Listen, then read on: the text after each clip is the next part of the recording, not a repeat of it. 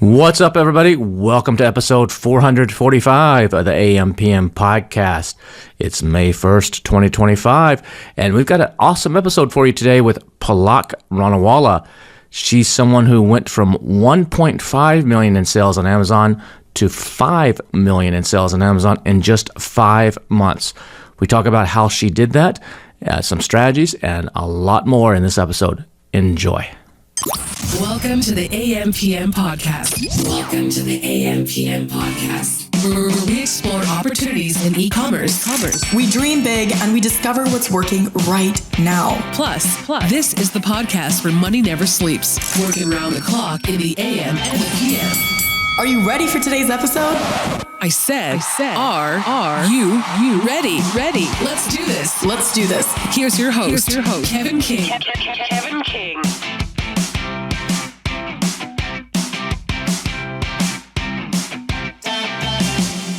Welcome to the AM/PM podcast, Palak Raniwala. Did I get that right? Yes, absolutely. In fact, one of very few people who can. So thank you. I try. I'm really bad with names, but sometimes I can actually get it close. So I'm glad I got that right. You're just up the road from me in Austin, right? You're in the Austin area, right? No, I'm in Round Rock. So about. Well, that's the Austin area. Yeah. Yeah, like greater, but yeah. Yeah, the greater. Yeah, there you go. The greater Austin area. Greater Austin. So kind of in the same vicinity, but yes.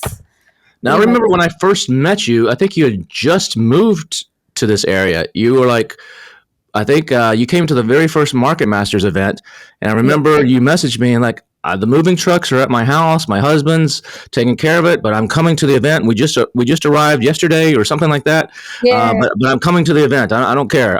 Was that the case? Yes. So we just moved a day before. We didn't have any furniture. We were sleeping on the literally floor. And I came directly. I came from the airport. I came, set up the little bit of food and stuff at the home, and I just came in next day to your event, and I stayed there for 3 days because I was like, no, this is not worth missing. So I wanted to be there. That was awesome. So where did you come from before that? Where were you? London. Oh yeah. So I was in Austin for 5 years, and then we moved to UK for about 5 years, and then we came back just because we had the freedom to be anywhere. So we came to Austin just because we loved it so much. You were in Austin for a while, and then was it your husband or your job or something that transferred you over to London? My husband. It's been my husband. He had to move to London for a very good job opportunity. He was the managing director at a TV channel over there, and then because of that, we moved. Again, I even at that point of time, I had the freedom to work from here or there, so I didn't mind. So what do you mean when you had the freedom? Because you haven't been doing Amazon for 5 years, have you? No, I haven't been doing Amazon for 5 years. I was trying online. So I've had multiple businesses, not just this one. I've tried Amazon in past. I've tried Shopify in past. I've had a couple of unsuccessful stints in past, but it helped to know what to do, what not to do. Market Masters helped in kind of helping what to do, what not to do, mostly what not to do. And that's why I was able to kind of do better at this business. And so you were doing these other businesses were e-commerce businesses, or is it different e-com. types? Everything has been e-com. I've tried Amazon as well in past, not really focusing on Amazon as such. I was trying different platforms like eBay and Shopify mostly. I was trying to do Shopify in past in UK. Was that your own products, or were you drop shipping, or what were you doing? That was my own product. Everything was manufactured by myself, by my family, my parents. They were drop shipping from India to the end consumer. I was selling it through Shopify, and I don't know if the market was smaller or it was just probably not the right fit. I didn't know any better. I hadn't, attended any seminars or any groups, or I wasn't part of any group.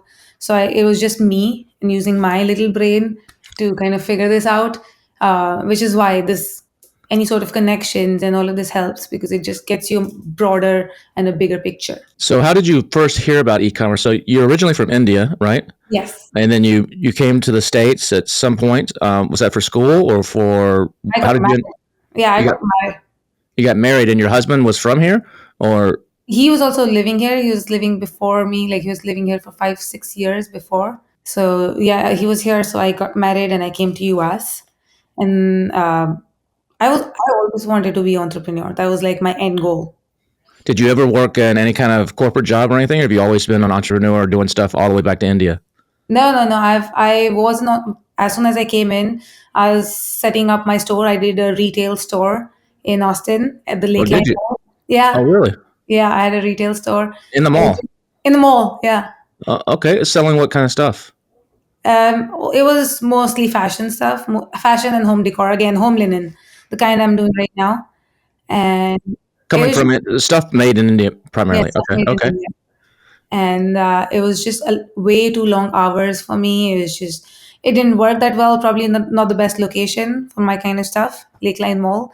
I realized that later when I did it. I was like probably not the best where, when, and how is happening. So I closed that, and I realized that I do need some experience of, what my customer is. I need to understand how selling works in the US. In India, it's very different, and Yeah. US was very different. So then I did a corporate job, and it was in jewelry, and I started selling to these big stores like Macy's and all these big TV channels all across the US, which is where I started understanding how the consumer works. What do they think? What do they really need? So basically, just a better understanding of US customer.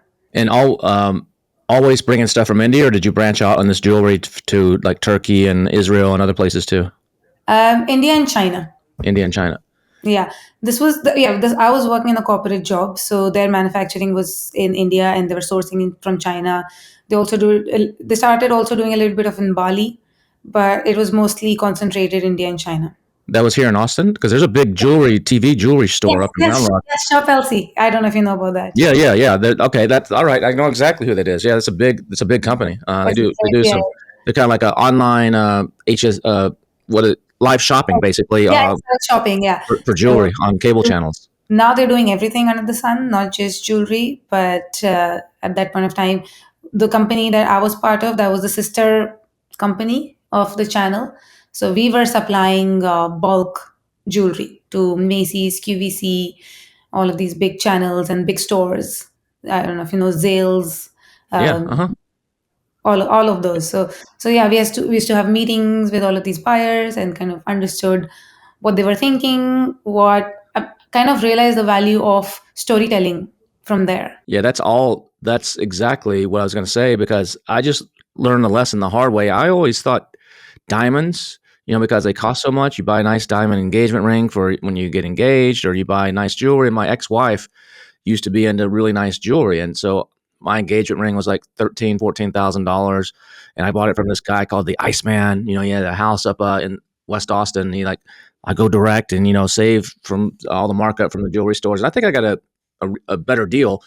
But when we got divorced a couple years ago, I went to sell it, and I was shocked at how little this stuff is actually worth. My ex-wife, had always been like, this. We had over $100,000 worth of jewelry, or probably 200,000 that we'd Wow. spent. And she's like, that's our rainy day fund. If we ever get business goes bad or something, we could always sell the jewelry and have some money.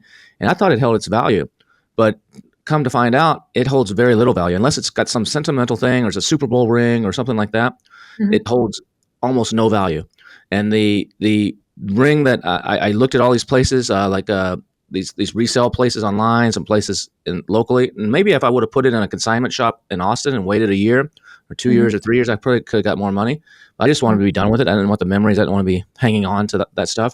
I know. I ended up getting about $1,000 for it from an online auction site out of New York that specializes in high end jewelry, No and that's it. way. And No that's way. all. No way. That's That's all that crazy. it was worth. That's all that it was worth. And I tried a couple other places and then a lot of other stuff. Now, if with I'm drawing a complete blank on the name. It's a company out of California. They used to have a store in the Domain here in Austin that sells luxury stuff like Louis Vuitton. Um, uh, Are you talking uh, about I'm trying to complete blank on the name right now. Uh, no, Cartier? have you- Are you talking Cartier? no, it's a resale shop, but for only Oh, luxury goods. They okay. authenticate it. They had a storefront in the Domain. They closed it last year, but you can still send into California. The Real. That's it. I think it's the Real. You send into them, and then they check it, authenticate it, and then they put up on their website. And you can get some decent value there, but that's because it has a brand name on it, because it's a Louis Mhm. Vuitton watch or it's a Versace necklace or something, and then you can get about half or more, sometimes more of the value if it's, especially if it's an out of print popular item. But like for a diamond ring, engagement ring, that has not branded. It was a nice stone. It's just there's zero value. And resale value, or not zero, that's the wrong thing to say. It's a small fraction, like 10% is all it's worth. Yeah. And then some of the stuff they wouldn't take, odds and end little pieces here or there. I took them to a store in Lakeline Mall. It's like a watch repair store there, and I'd taken stuff before to have like necklaces fixed. And I took all the little remnant parts in there and said, "What can we just sell this for?" Just for a meltdown, for what's nickel and what's platinum and what's this. And she bought it all off me, and she was the owner, and she was like, she knew I did Amazon stuff because I'd been there several times before. She's like, "So you're the Amazon guy, right? You do all this Amazon stuff." She's like, "I need to start doing Amazon.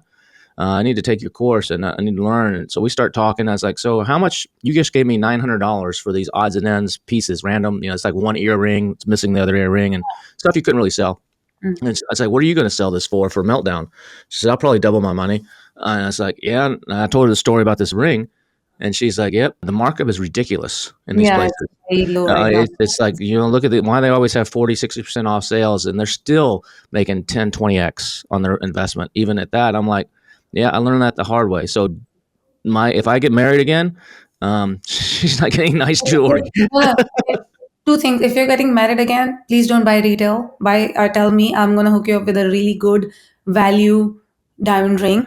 So tell Okay. me if you ever need something. All Don't right, buy I will retail. do that. I will do that. I've sold a ring at Macy's. Okay, I shouldn't be telling out the secrets, but I sold a ring at Macy's for $100, and they sold it for like $900. So this is the kind of markup retail stores do.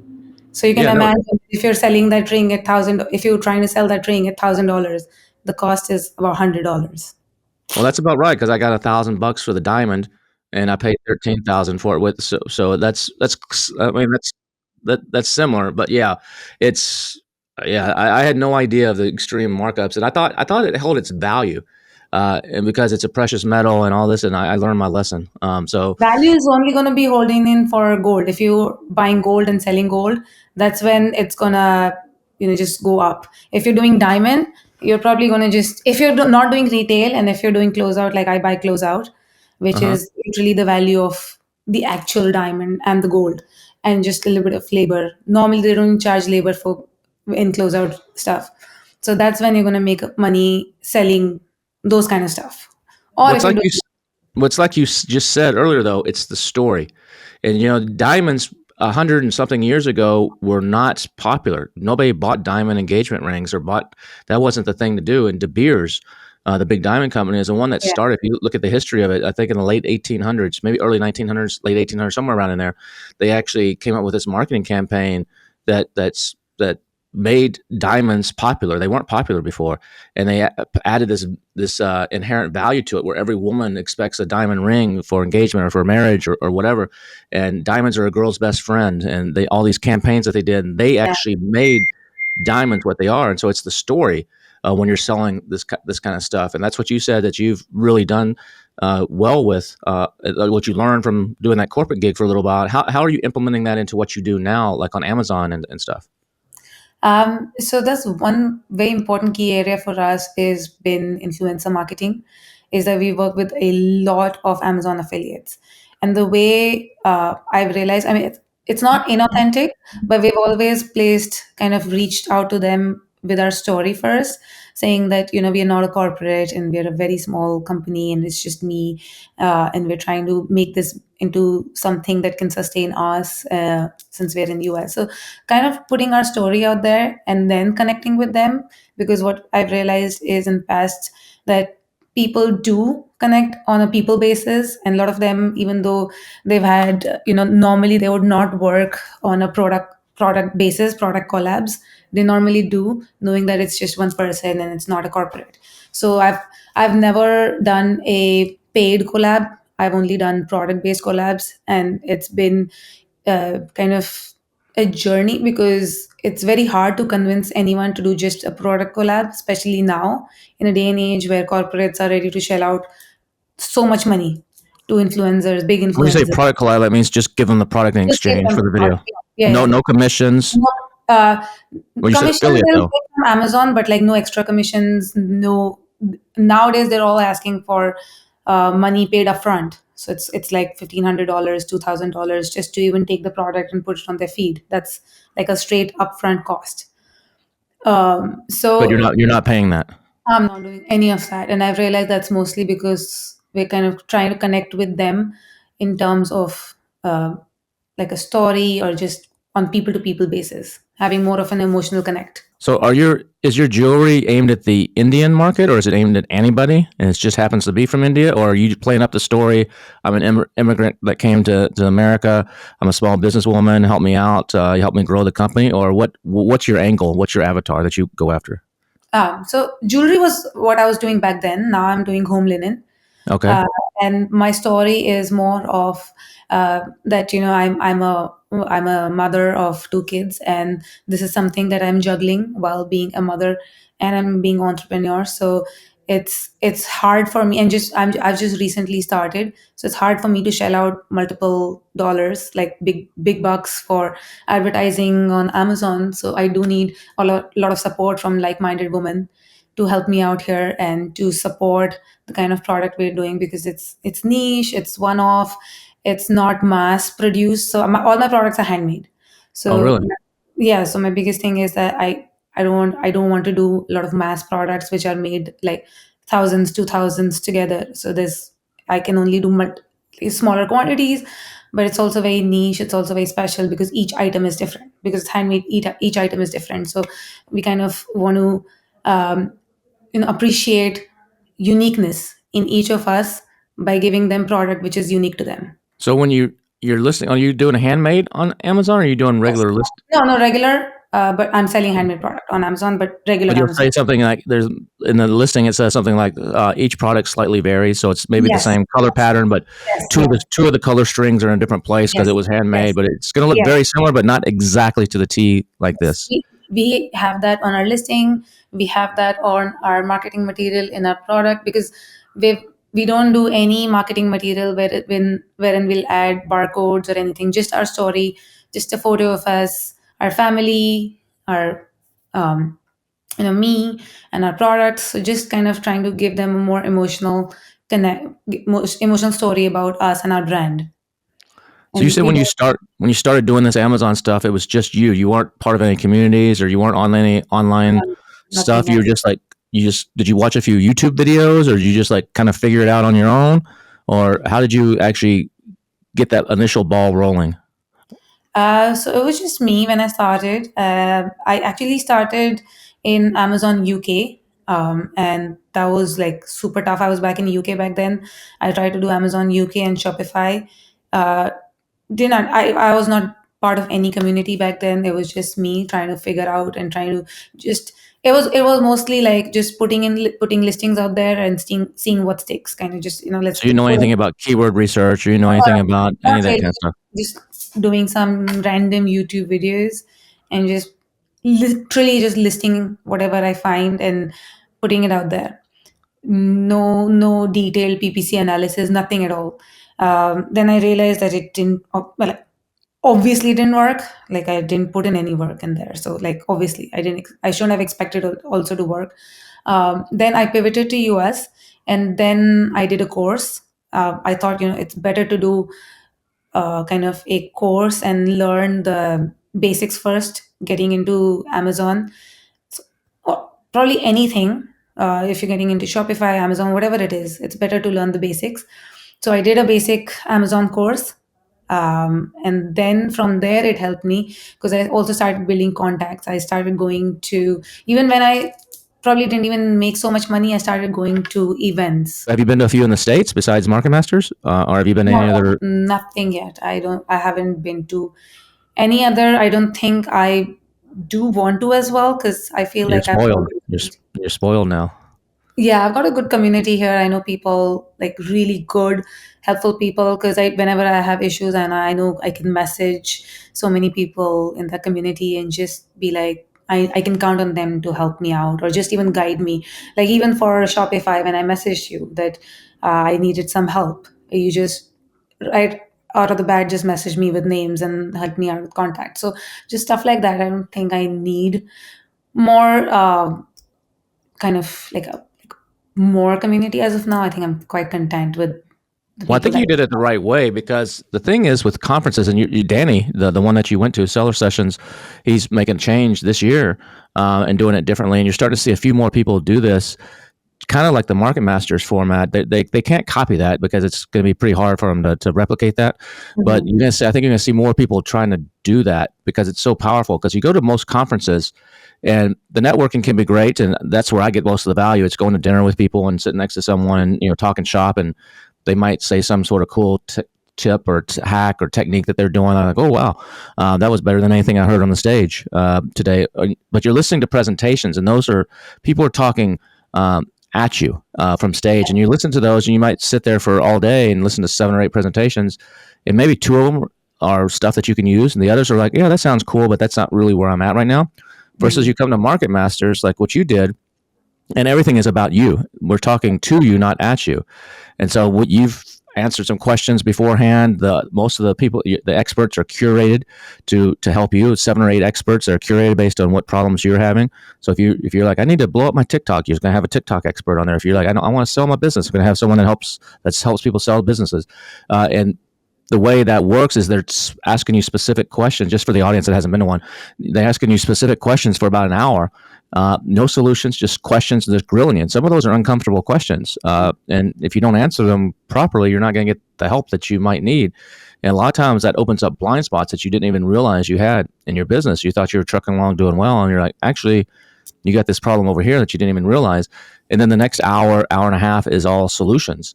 We just did a demo of this at BDSS in Iceland a couple weeks ago, and people were like, "Holy cow!" because they didn't understand what it was, and Yeah. they're like, "That was like crazy." We did a demo on stage with 7 people and someone in the hot seat, and that I think is much more valuable. And I think in your case, didn't you say when you came to the first one in September, you're doing about 1.5 million in gross sales?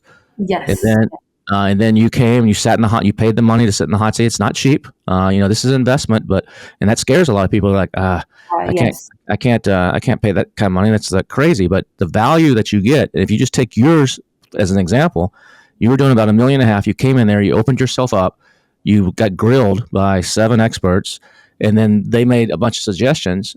You Yes. went back and took action. Some people like just it goes in one ear and out the other, or they do a couple things. But you basically took it at heart, went back and implemented almost everything I think you said that they said to do.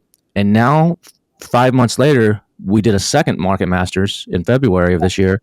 And you messaged me like, Kevin, I got to come. Is there a special price for a alumni?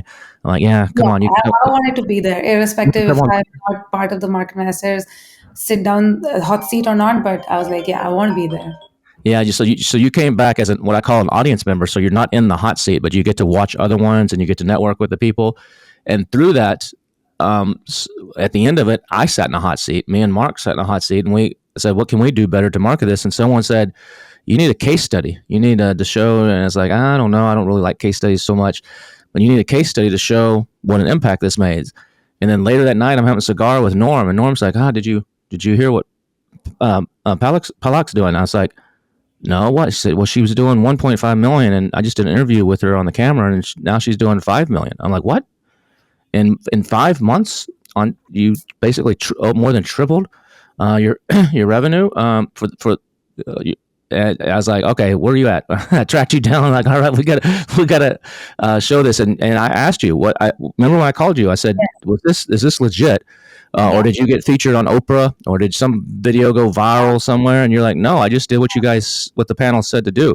And I think that's the massive value. And where a lot of people, when you look at the price to do it, it's not. I don't make money on this event. I lose the first one you came to. I lost $70,000, even though the price is not cheap. But it costs a lot to put this on, to bring these people, all these experts, 26 experts together, in a mansion, and the chef and the massages and everything. It costs a lot, but the impact it makes, if you're open and you do what they suggest, is huge. And Um, also, Kevin, I want to just add to that is that if someone is thinking and if someone wants to come in and do it and they're more like concerned about the grilling aspect of it, I just want to add that was one of the things I was so nervous about. It's not that they're out there to kind of put you down. It's kind of all the experts are just there to help you. So it's grilling, but it's like in a positive way where they're just trying to get the right information out of you and help you out. So it's not as scary as it sounds. It may sound to some people. Because I met a couple of people in the second one where I was just audience member, and they were telling me that, we were a bit nervous about being in the hot seat because it sounds like so scary. It's a hot seat. And I'm like, no, honestly, it's not as scary as it sounds.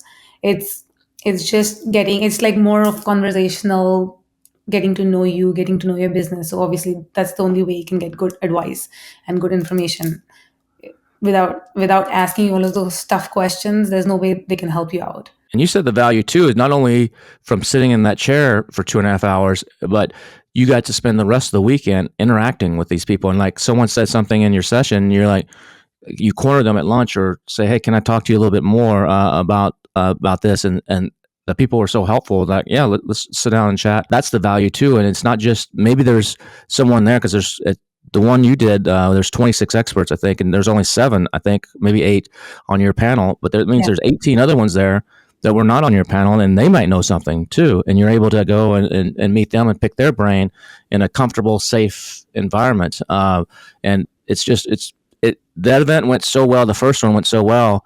Afterwards, and it wasn't just you. I mean, there's another guy who was from the UK. You remember, and he had his listed I know, yeah. supplements brand had been suspended Yeah. for 8 months. It's millions of dollars. And someone telling him, "Well, you need to get on a plane and go to Seattle because next Yeah. week is Accelerate, and you need to talk to this person to go bang on this door and go here and here." And he changed his plans and went.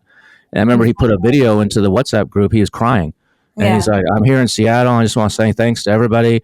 I've only cried twice in my life when my daughter was born, and Yeah, I today know. because my It's account just is back up fantastic. now. It wouldn't have happened if I hadn't come there."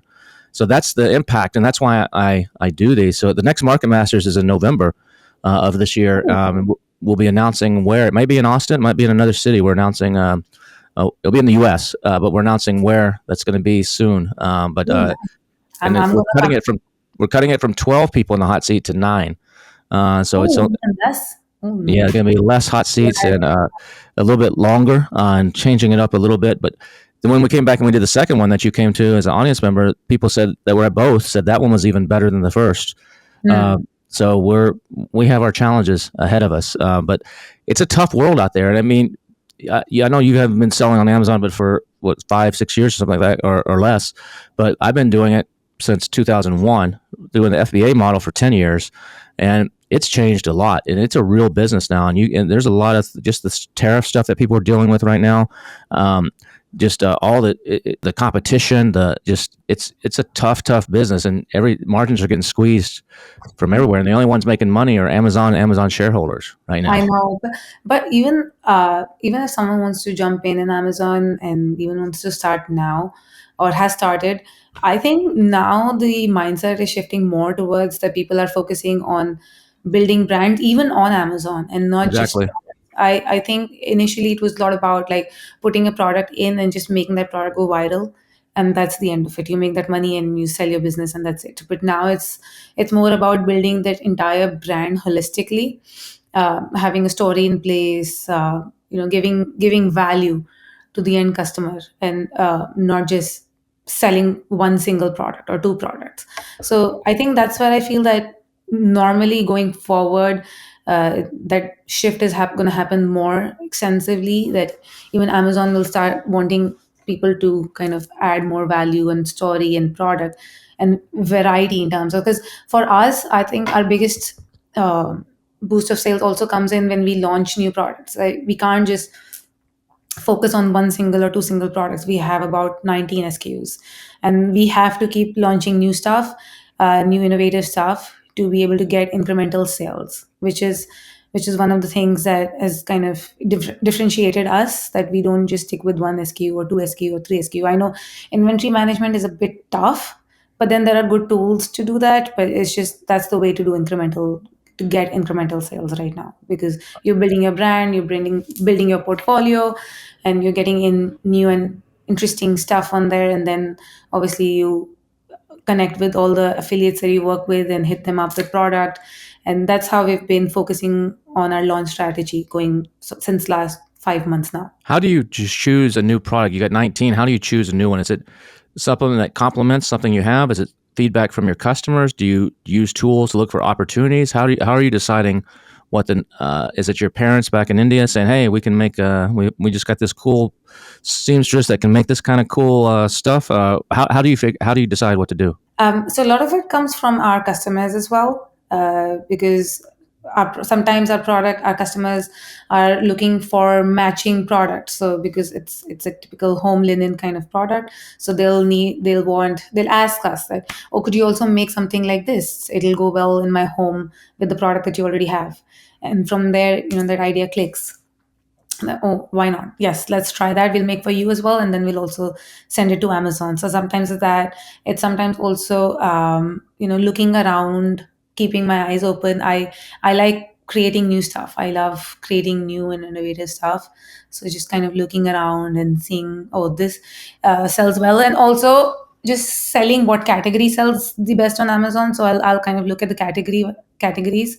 So if cotton is a big category, then I'll get into that. I'll create my niche within that big category, and then I'll make a product. What Like price point are most of your products? my price point is upwards of $39. Okay, so it's not. So that's a good price point. And are you able, since these are handmade, do you have a really good margins? And are you having to do much PPC to support this, or is it a lot of just organic growth? We do a lot of PPC, but we try to stay within 13% tacos. 13, 1 3.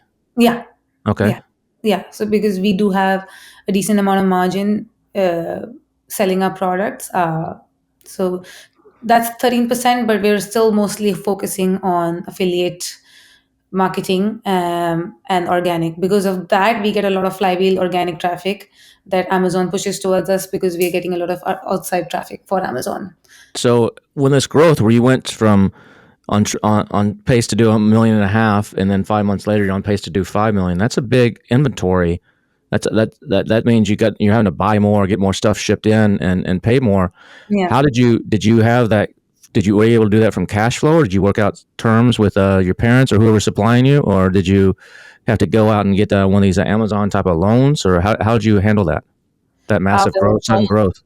No, it was all through our own cash flow. We put in a little bit of our own money as well, our personal savings, but it was mostly cash flow, just better cash management, because we started putting PPC funds on our credit cards. So that's when we started saving a lot of money for giving it to the vendor.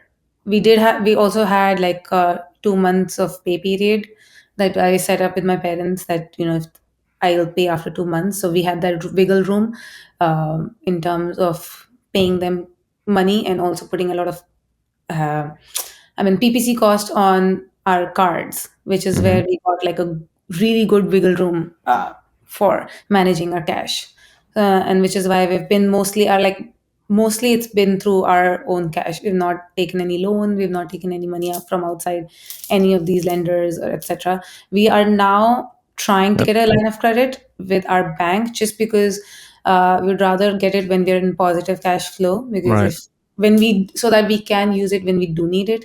It's something that we just want to do it now. If whenever we're struggling, then it's hard to get a line of credit. Yeah, you So always want to get money when you're in the best place. You always want to apply for a new credit card when you got all your other credit cards paid off. exactly. And So even though you know that next week I'm going to spend $50,000 on this credit card because I got to buy it, but apply now, what shows zero on exactly. there. So that's what my banker said. He said, you know what, when you are before you're paying your vendor and you have like this good chunk in your bank, that's when you apply for a line of credit. So you get a bigger line of credit when you're applying for it. So yeah, so that's what we're doing now.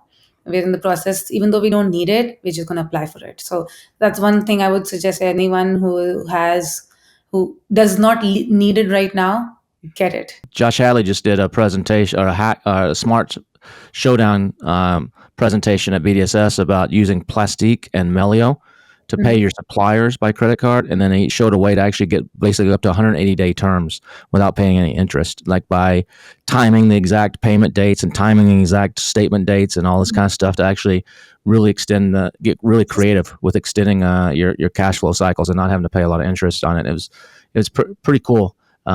Pretty cool stuff.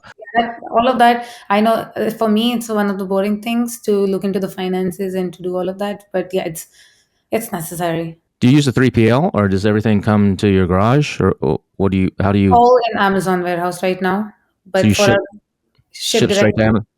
to Amazon, yes, everything is just there. We do get returns here, so we try to just reuse our returns and we ship them back to Amazon itself.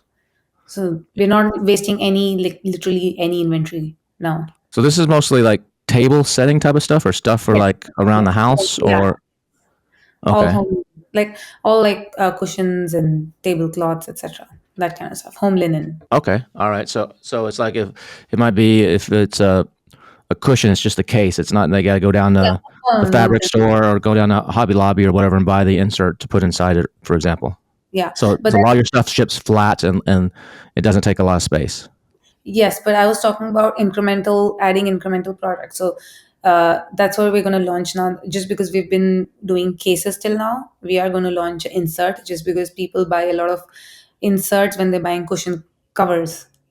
So Mm. we saw that in our brand analytics, all of that, and we saw that our biggest bundling was with inserts. So now we're going to launch inserts, just so that we can do virtual bundling on our listings, high traffic listings, and we can add that as one of our, that it just helps in incremental sales. I would Yeah. rather people have buy our inserts rather than Utopias. You gonna do that with that special vacuum sealing where you can take a Yes, big yes, insert that's 12 by 12 and it's really exactly. small and when you and it's a really Vacuum, tight bag and when you open the bag vacuum it the like hell out of explodes. it. Yeah. Exactly. I mean, in India, it's like this big, and then after vacuuming, it becomes so tiny. I'm like, Uh-huh. just sell everything now, everything that people want. So are your parents your main supplier or do you have other suppliers too or is it everything pretty much goes through your parents? No, no, we have other suppliers now. We're not just doing this; we're also doing different products. We're doing jute products and different categories as well. Okay. So we have three brands right now. Oh, So okay. yeah, so we are doing. We have about four vendors as of now. What would you say was the biggest thing that moved the needle after Market Master? What's someone that's listening to this like something you were doing, or and maybe you weren't doing it quite right, or that you changed after Market Masters that's made this big difference? Was it something you did with the story, or something you did with the images, something you did with keywords, or what do you feel? I know you did a lot of different little things and they all add up, but if you had to pick a couple of the bigger needle movers, what would you say those were? A couple of things that I do remember was first of all was outsourcing. I was trying to do everything myself, and I got myself stretched too thin, and I couldn't do like multiple things that really needed my attention because in I was stuck doing PPC and like the smaller things. So one thing that I love the advice of people saying that try to outsourcing. Don't try to do everything yourself. And I started doing that. I gave out my PPC. I gave out influencer outreach. I outsourced all of that, and I realized I started having more time to figure out the strategy of what we need to do going forward. So that was one thing. The other thing was brand building, which a lot of amazing people said that I needed to work on my brand a bit more, make it more high end because my product is high end and it's a bit high price point. So my images on my listings needed to show that the product was expensive. The reason and kind of also needed to show why the product was expensive. So I did change all of my images. After that, I kind of revamped the images. I revamped the A plus content, especially the premium A plus content with the branding details. I changed all. I hired outsourced that to someone as well because I realized that if I knew that I would have done that already, but I realized that I did not. I needed help, so I outsourced that as well and got that rebranded, and that was one of the biggest needle movers as well. Conversions got way better after I revamped the branding and the images. So I think these two things were very helpful in trying to uh, move that needle in like in a faster way. I would say in a faster. I mean, I know growth would happen, but it would be a slower growth compared to just listening to all the good feedback and implementing that. Do you hope to sell this business one day, or do you want to keep running it for a while and grow it, or do you have any plans along that, or are you just happy with what you're doing right now you have this freedom to take care of your children and do what you want? I don't think we're thinking of selling at all right now. We're targeting a 20 million number by 5 years. So I think we should be good to reach there. And no, I don't think we're planning to sell it at all. For me, doing e-com, the biggest reason is that I needed to always have the freedom to do anything, to go anywhere. Same with my husband. He left his uh, position. He was a managing director of the TV channel that I was talking about, and he quit his job because he saw the potential that there was in selling on Amazon and just e-commerce. He always saw the potential, and then we started working together, and then kind of joined our brains together and realized that, like, really the world is the limit here. So we just wanted to have the freedom of not having a 9 to 5 corporate job. Just because we have 2 kids, we wanted to be there with them. We wanted to have time, so and have the flexibility. We have no plans to sell right now, or even like 5 years in future. How big is your team? Is it just you and your husband, or do you have some other? I know you outsource like PPC and some of the design stuff, but do you have anybody else that works for you regularly, or is it you just the two of you and you just hire as It's needed? No, it's 2 of us, and we've done agencies mostly. So we've done an agency for PPC. We did an agency for image optimization. Um, we did someone for our Shopify building website. So we have only about 2 more people working for us full time. And you'll do so four people, $5 million. So it's over a million. It's a $1.25 million per person. That's almost up there in Facebook numbers. What Facebook what Facebook does per person. No, we That's honestly we're working with a lot of agencies. I wouldn't say that we're doing everything ourselves. Just working with a lot of different good people helps us save our time. We are able to give that direction to people that are helping us out, because doing everything myself, or if just 2 of us were trying to do everything, I think we would pull each other and our own hair out. what's the hardest challenge you've had in growing this business? What's the biggest thing that you guys had to overcome? I think one of the biggest thing was inventory management. That was I always kept running out of stock, always. One good season comes and you're like back to square one because you have no inventory, and my product takes about 2 months to make and finally come to Amazon. So good inventory management, regular uh, I would say also like consistent numbers. I've always had like a very fluctuating uh, number pattern throughout the months that I've done this business. It's never been very consistent. And that was because my PPC was not very consistent. I used to always do PPC myself, and I realized that doing everything manual is not the way to go with so many SKUs. So PPC was one of our biggest challenges, which now we've figured out how to outsource and give it out to someone who's able to do it more in an automated, statistical manner. So these are a couple of things that we really struggled with, and also I think brand building, how to portray your brand and have the same brand voice throughout, not just Amazon, but even Google or even Shopify, even for Instagram. It's always better to do consistent brand voice. So that is That came something from that, Market Masters, right? Someone I yeah, think yeah, yeah, yeah. I I think that came because I You remember remember I was that, like right? looking at your Facebook and looking at something else. Like these are like two different designs, and there's no. Yeah, you remember that, right? That Yeah, was one of the things, one of the biggest things in my market master, which I really understood, and I think I implemented that. And one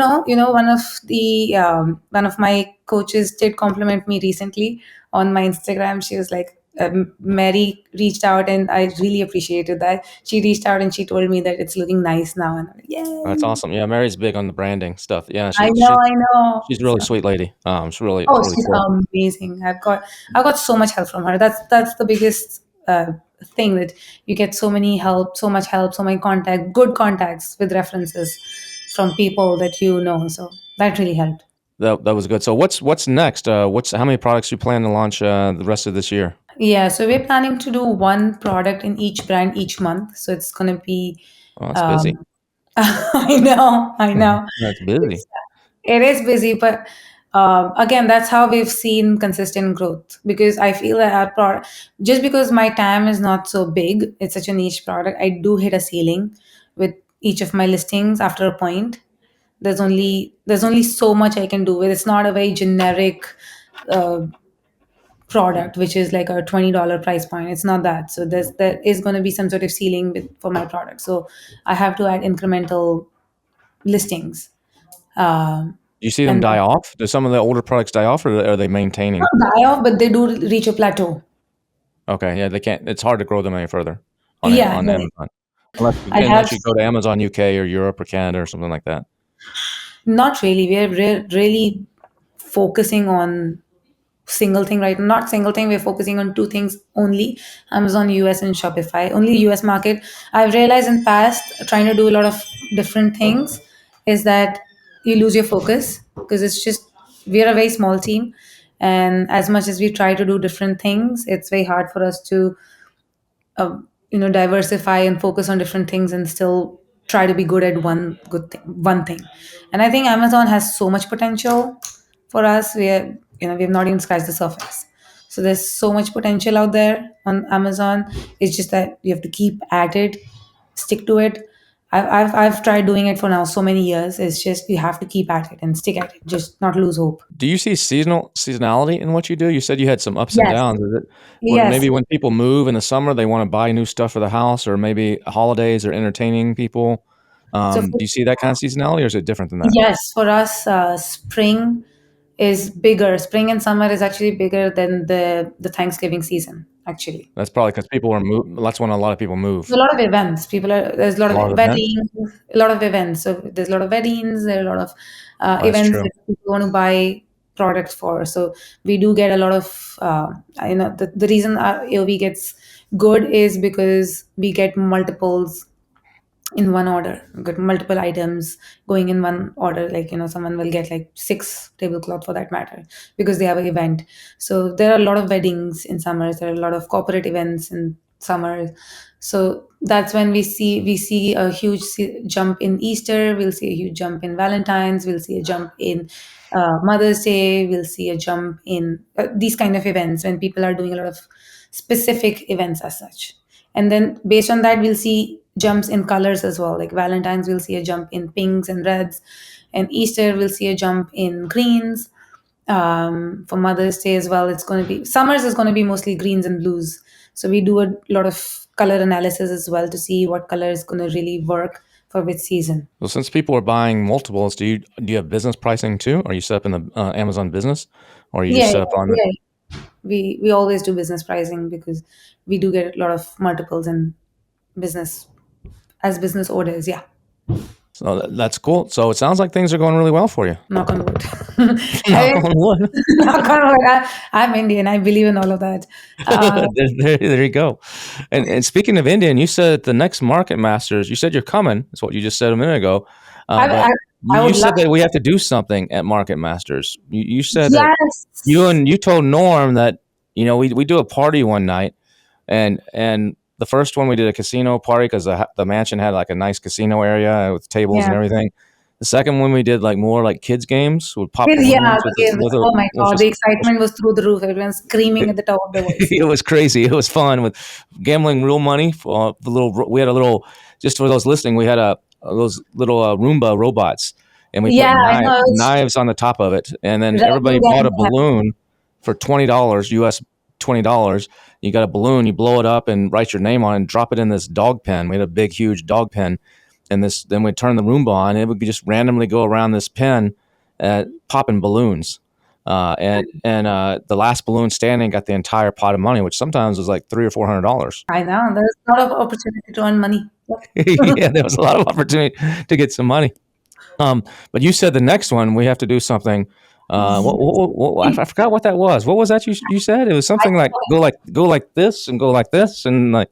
I said to Norm that we need to do like a Indian Diwali party next time when we do a Market Masters, and I was trying to convince everyone. I was trying to convince you. Can you please let me do like mehendi on hands and let everyone come in Indian event?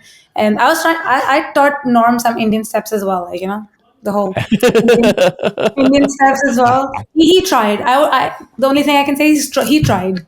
How well, I don't know. I wish I had video of that to see Norm doing that. That would be hilarious. Oh yes, yeah. Oh yes, that would be so much fun. I wish we recorded that. Well, next time I'll make sure we do.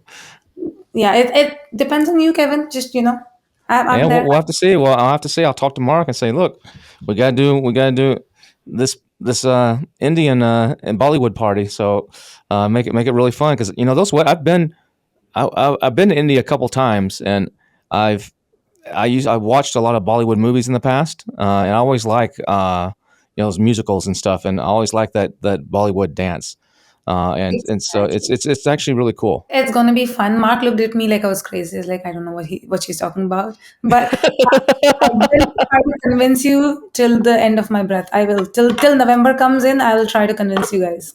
Come on, All let's right, do all it. right. That's a deal. That's a deal. Well, Palak, it's really been great chatting with you today. Thanks for Yeah. coming on. If someone wanted to, I guess you're not here selling anything or pitching anything, but if someone wanted to check you out, are you on social media somewhere, or you just like want to remain private and behind the scenes? No, I'm on LinkedIn. I'm on LinkedIn. I'm there on Instagram as well. I'm there on all social medias. I just keep low key. I'm not very active, but yeah, I'm there. If someone You're in the wants, Billion Dollar Sellers WhatsApp group. That group is very active. oh You're yes, you're in that group. That group is actually, that started after one of the events several years ago, and it's grown. And there's like six, seven. You have to have been to a BDSS event to get into it, but there's 700-800 people in there, and it's really active. There's a lot of helpful stuff going yeah, no, back and that's forth in really there. good because I don't think anyone has that, but it helps out because it helps out with real life problems. Like anytime I'm stuck with something, I will message on there, and I'm 100%. I will get some response, so it's really helpful. And even if it's not in the group, a lot of people who know the solution will message me directly and say that what, do this, do this, do this. I mean, recently I just got help with creator connections on there, and it just helped me out a lot. So yeah, that's so much value. It just come to an event just to get part of the group. It brings a lot of value. There you go. I It's like really that. helpful. I like that. Well, awesome. Thanks again for taking some time today and chatting. This has been great. Thank you so much for having me. It was so fun to chat with you as always. Always fun speaking with Palak. That was a great little episode about how she's actually changed her business to grow it to more than 3x in a short amount of time, and what she's doing now, focusing on the branding side of things that she really wasn't focusing on before, and that's really helping her grow. We'll be back again next week with another episode. We'll have Danny McMillan on from Seller Sessions. Danny's got an event coming up, and he's also been diving deep into the A9 algorithm and all the latest changes with Rufus and Cosmo and all the stuff that Amazon's doing. He's on top of that game. We'll be talking some cool stuff about what's going on there to help you out so that you can rank better and sell more on Amazon. So until next week, I hope you have a great rest of this week. And just to leave you with some parting shots, remember, branding is not about a logo or a name or necessarily even just a design. It's about a feeling. A brand is how you make someone feel about your product or service that you sell. And that's what Palak has doubled down on, and you've seen what it's done for her, more than 3 extra sales. Take care. We'll see you again next week.